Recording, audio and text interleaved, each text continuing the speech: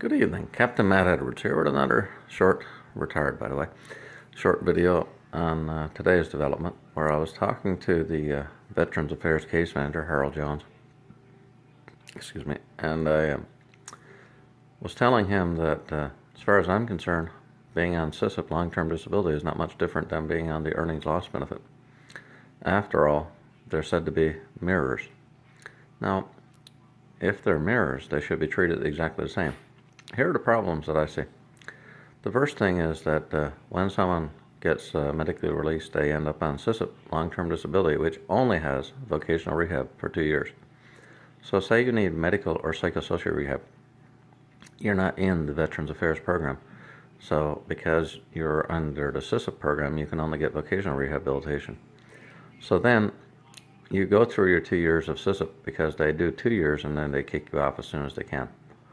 So then you get put on earnings loss benefits, say, because you're not really healed, but Sisip doesn't want to pay you, so you end up off of Sisip.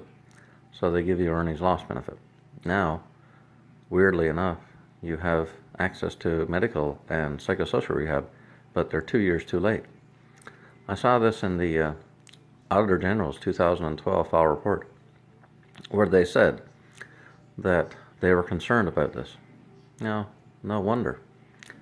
First of all, though, I don't think rehabilitation is required. Rehabilitation is a condition of benefits. And if you want to do it voluntarily, that's one thing. But they shouldn't force you to do it as a mandatory condition of benefits. Why should you have to do benefits condition to get your damages? But now, in the meantime, Sisip is not damages. Sisip is not compensation for loss. There are some veterans who want to get rid of Sisip, but Sisip will never go away. Here's the way I see it. You get hurt off duty, you're entitled to Sisip only. You get hurt on duty, you're entitled to Sisip and earnings loss benefit.